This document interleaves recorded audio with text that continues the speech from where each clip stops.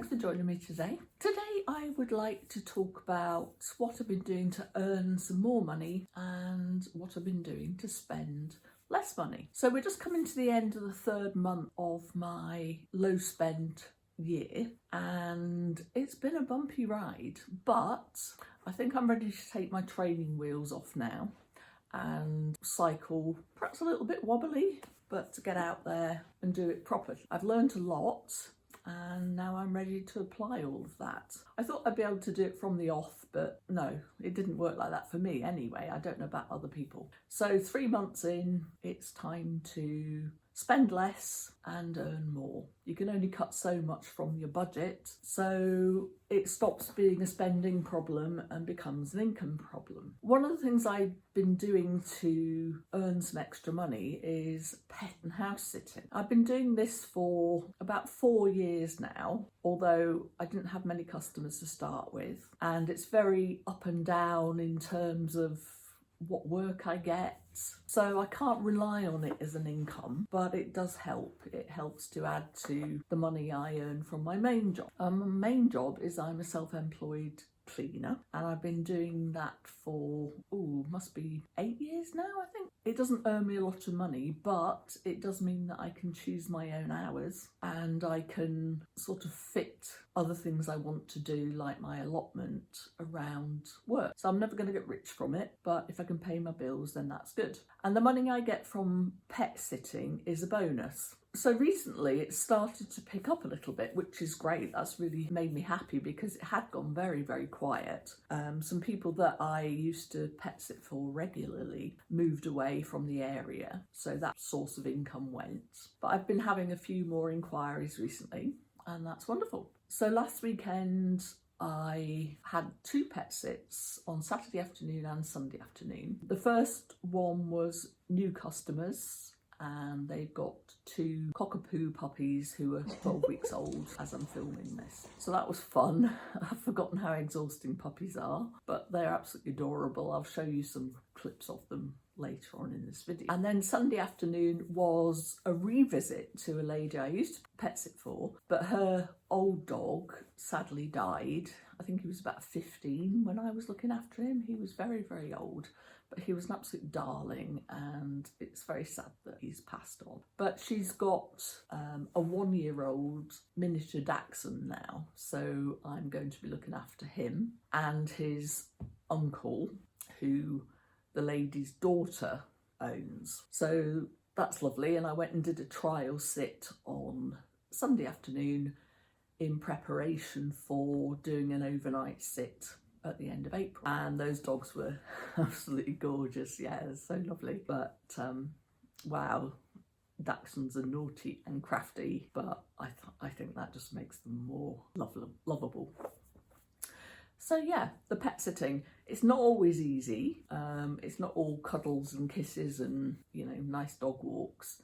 It can be quite difficult sometimes, especially if the pets are a bit upset when the owners first leave. And also a lot of pets sleep on the bed with their owners, so therefore they have to sleep on the bed with me. So you don't necessarily get a good night's sleep, although, you know, most of the time they settle down after a day or two. So it has its ups and downs, but overall I really enjoy doing it. And because I can't have my own pet at the moment, it gives me that sort of connection with animals, which I love. So it does bring in a bit of extra money, and that really helps. So more the merrier. Going forwards, I would really like the pet sitting to be my main job, especially as I head towards retirement, and it would just supplement my state pension when I get to that point. But at the moment, it's a little bit of extra money. I'd like to expand the number of customers I've got. So yeah, that's how I'm trying to earn more money at the moment to boost my budget. What I'm trying to do to save money is, obviously I'm on the low spend year, so that's helping. Could do better, as my school reports used to say, and that still holds true now on this low spend year, but we're getting there. We've learnt some things over the last 3 months, and I've got more things to put into practice. So I've got my allotment up and running now. The initial sort of expenditure was quite high because we had all those storms and a lot of the glass in the greenhouse broke. I had to buy all the stuff to get the greenhouse up to the allotment site, to buy slabs as flooring. So the outlay was quite high and higher than I thought it was going to be. However, it's done now, it's all set up, and as long as it's looked after, it should last me for years, and that's great. So I've been up there sowing seeds for the coming season so I can grow my own food. I try not to buy plug plants, although they're very handy sometimes if germination of the seeds doesn't work as well as you think it should. So I've been sowing seeds for brassicas, so Savoy cabbage, Brussels sprouts, broccoli, and I've been sowing some flowers because I like to have cornflowers and sweet peas and marigolds up there to attract beneficial insects. But it also looks really pretty, and I can cut them and bring them home and put them in a vase, and then I'm not spending money on cut flowers from the shops. So as I said, the initial outlay for the allotment was quite steep, but now it's up and running. It's just a matter of getting the things sown, growing them, and then that will cut down on my grocery budget by quite a lot because I eat a lot of fruit and vegetables and they're really expensive. It's amazing how the healthy things that we're all encouraged to eat are expensive, but at least growing them yourself, you haven't got that trip to the supermarket so regularly. You've got your own produce, you can freeze it, you can pickle it, lots of different ways of preserving. If you look over here, I've got all my allotment books, my preserving books, and some vegetable cookbooks. So I've got everything I need to store food over the winter. So the period that I'll have fresh food will be extended. But it's lovely to go up there and just potter around. I find it very relaxing, doesn't cost me any money, and there's people to talk to, which is lovely. Sometimes unwanted advice, but hey, that's sort of part of the process, isn't it? So yeah, and then pick the crops as they sort of grow and bring them home, wash them and eat them. I know that they haven't got any pesticides on them, so effectively organic, which is lovely because I can't afford to buy organic fruits and vegetables from the supermarkets, but I can have them because I grow them myself. So I've also got some clips to show you about the allotment.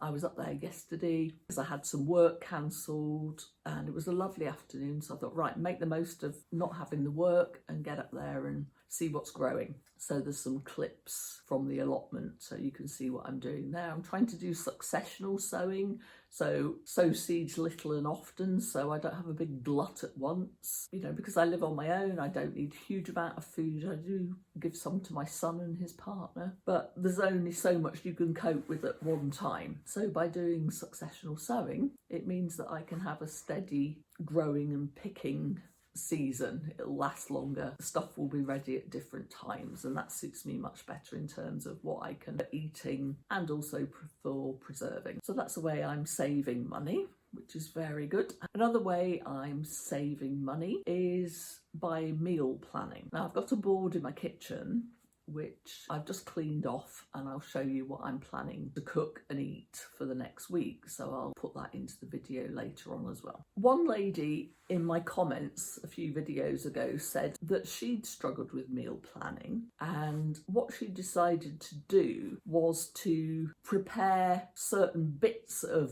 the meals, like batch cooking, but not have set days for the meals themselves. So for example, I've been boiling up sort of 6 eggs to make hard-boiled eggs, and then they keep in the fridge. I can make sandwiches with the eggs, or I can add them to a salad with some tuna and some green beans, which is lovely. And they're there, they're ready, they're already prepared, so I don't have that step of thinking about, oh God, what am I going to cook? What am I going to do? And it's the same with something like a basic tomato sauce, so onions, garlic, tomatoes, maybe some olives, some herbs, and then you can use that to make all sorts of different dishes. So if it's sat in the fridge, you can take some for dinner with pasta, or you can add you know, chicken or something like that to it. If you haven't got the herbs in it, you could make it into a chili con carne by adding some kidney beans and some mince meat. So yeah, that really struck me as a great idea, because I have been struggling a little bit to stick to the menu plan. In a previous video, I've talked about how I mood eat. So I don't necessarily want to eat what's on the plan on the day that I've allocated. So the idea of having some things prepped in advance, you know, like some cooked rice or cooked potatoes, boiled eggs, a basic tomato sauce that can be used for different dishes, seemed like a really good idea. So I thank you to the lady who put that in the comments. That was a great idea, and I'm going to use that going forward. I'll show you some clips about what I've been doing, some pet sitting, some allotment gardening and some meal planning. I hope you enjoy, and I'll see you on another video very soon. Thank you very much for watching. Fighting. Okay, fighting. Yeah. You're slipping off. You're slipping off. Yeah.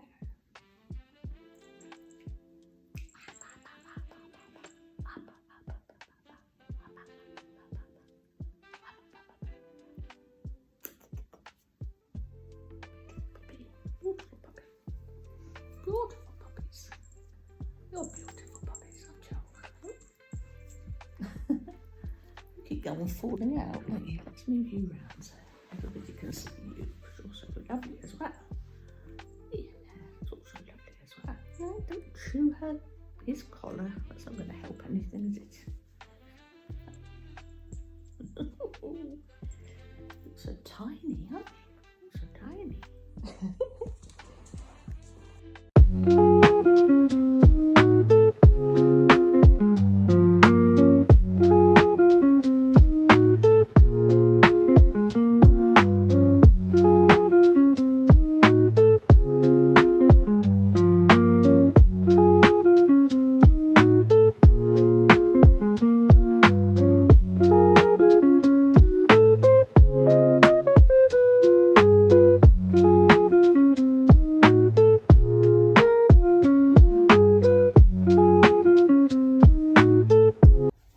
The allotment, my afternoon job was cancelled, so I thought, well, I'll make the most of it. It's a beautiful sunny day, and I'll come up to the allotment and see whether any of my seedlings have started growing.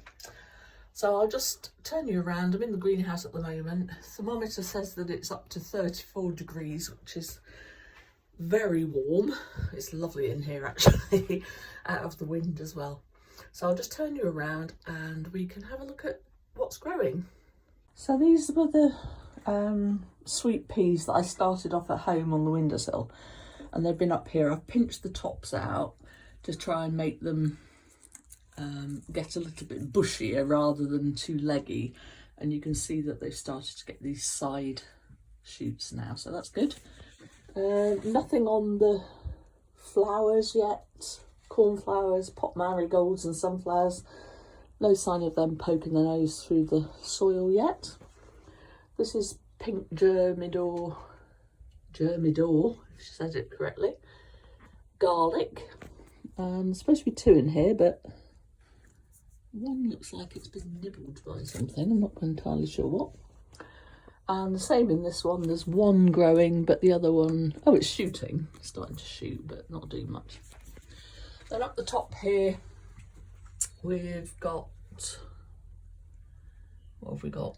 Cauliflowers and leeks, which haven't come up yet. Up here we've got quick heading broccoli, which is good. That has just started to come up. Here we've got spring onions, which haven't come up. Not yet anyway, so we'll put the lid back on that. And in this one, we've got peas, but they haven't come up yet either. So, oh, here we are, some more broad beans, which haven't poked their noses through the soil either. So hopefully they'll be up soon. A little bit of lettuce, little gem lettuces are just coming up. And the coriander hasn't done anything yet either. And then what I brought up today was a few get them out now. Some sweet peppers that I started off on the windowsill at home, and a couple of Bishop's Crown chili peppers. They're supposed to be very mild. I'm not growing them for me because I don't like chili, but I give them to my son and his partner. They do like chili. And the sweet peppers, hopefully they'll grow, be warm enough this summer. We can have some nice fruit off those. And then in the other box that I bought from home,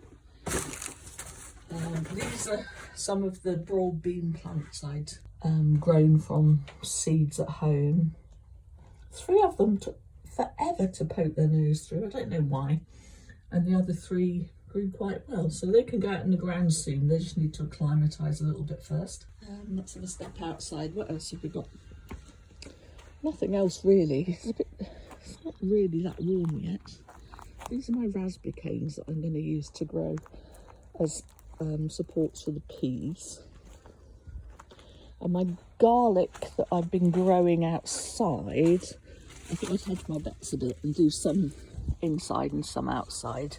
So that's just starting to grow. That's also pink germidor, which has a lovely sort of pink blush to the papery layer on the outside, the skin of the garlic. So hopefully they'll split and we can have some nice fresh garlic to cook with. The gooseberries starting to sprout now, and so are the blueberries. Won't be long before I have to cover those up with net because the birds will start munching on them. And they're my blueberries, they're not the birds' blueberries. I don't mind sharing some food, but blueberries I draw the line at. And then the strawberries, suckers that I just put in this spring. They're starting to grow. They will spread, they just take a while. So I'm just starting to plant out some of the broad beans that have grown big enough, and the rest I'll put in when they are about the same size as that. So that way I'll have successional beans. I won't have them all ready at the same time. Great, I like broad beans, especially made into like a pea and broad bean hummus. That's absolutely delicious.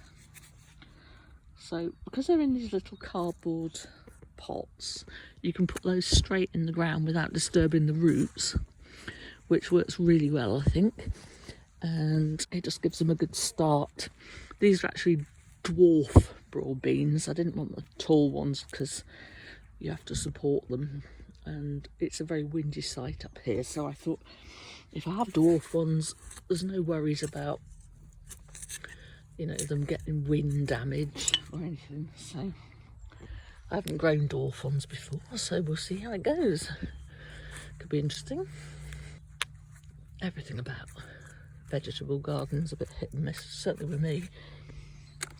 But bung it in, see if it grows. Just going to have a wander over here, see if they've switched the water back on. I have been bringing some bottled water from home, but if they've switched that back on, it's much better to use tap water, more convenient. So yes, water's back on, that's great. And this is the communal orchard where we've got a few apple trees and some plum trees. The plums were great last year, really lovely. So I'm hoping to pick some more of those this year and probably freeze them or make jam, which would be really nice. This was a very prolific plum. This was a yellow one, and I think that one was a damson, can't quite remember. And then down at the bottom there were 2 purple plum trees. So here we are by my meal plan. It's just a basic whiteboard that I bought. I have a problem with if I can't see something, it doesn't exist. I think that's part of my ADHD. I forget things all the time. So I thought if I have it on the wall in the kitchen, it's very hard to miss because every time I go to the fridge, it's there in front of me. So I have to look at it. So a basic meal plan is I've left a few things in from the last time I filled it in. So here we've got fruit, yoghurt and seeds, which I eat most days for breakfast. Soup and a sandwich, which is an easy lunch. I like making soup in my Instant Pot, very easy. Baked potato, cheese and salad for one night, quick and easy dish. If I cook more potatoes than I'm going to eat that night, I can put them in the fridge and then just reheat them, and it doesn't have to be a baked potato. The next time I can chop it up and fry it off with some onions, or slice it and make it into a frittata. So it's all prepped in advance. As I was saying earlier in the video, the lady who suggested meal prepping some of the food but not all of it, so that you've got ingredients there that you know you'll eat. You don't have to overthink it, and you can add them to different dishes, so it works great. I want to try and mix up my breakfast a little bit. So down here on Sunday, I've got avocado toast. Bought an avocado, where's it gone? Lost it. The other day, it was 50% off. So I think it cost me 49p or 45p, something like that. So that was good. Nice size, and it feels like I'll be able to eat it before I turn 90, which is rare at avocados. Hopefully it won't be black inside, it'll be nice and green. And I can eat that on toast on a Sunday morning when I've got more time. Soup again. I do like soup. I eat a lot of soup. Can have boiled egg and toast. Wednesday, excuse the writing, I'm not a teacher. Overnight oats. I'm trying to eat more oats. I can't stand the smell of porridge. I don't know what it is about it, but it just turns my stomach. But I can eat oats if they're raw, so just have some cold milk on them and eat them. Or if they're done overnight with some yogurt and some cinnamon and stuff like that. So I'm going to try and do that to mix up my breakfast a bit, because I tend to have the same thing every day and boring, doesn't it? So overnight oats with possibly, I don't know, whatever fruit I've got. Then back to fruit, yogurt and seeds. Probably the same again for the next day. And then Saturday, what can I have for Saturday? Maybe toast and jam, say. Bread's easy. I've got jam. I've got organic oats, I've got eggs to cook. Lunches, depending on my work schedule, sometimes I'll be back home like lunchtime, normal lunchtime. Sometimes I'll be out until gone 2, so it's a later lunch. If it's a later lunch, maybe have it on a day where I've had overnight oats, because they keep me full for longer. Have salad and tuna, soup and bread. Not very adventurous, but you know, you've got to come up with something, haven't you? And I like these things, so I'm quite happy to eat them. So if I make soup here, I can eat it again there. Sandwich, boiled eggs and salad, and then probably soup again and sandwich. Right, baked potato, cheese and salad. So if I've got potatoes cooked, if I've cooked more than I need for that meal, I can have them, have some chicken, potato and veg. It's easy. This night I can make tuna pasta bake, and I can have it here as well. So I can also have, I've got some turkey mince in the freezer. I've never had turkey mince before, so I'm not sure what that's like, but I thought it might be nice with some herbs and some spring onions, and then made into little patties, little burgers, and then cooked off in a frying pan. And then the ones that it'll make more than I want for one meal. So the ones that I don't eat that day, I can layer them between bits of, what's that stuff called? Brain fart, baking paper, lining paper, and put that in between the burgers, and then I can either freeze them or just sit them in the fridge and have turkey burgers. And then we can have turkey burgers again that night. Just get some bread rolls and some salad. And then Saturday night, I had pasta twice, burgers twice, chicken and potatoes.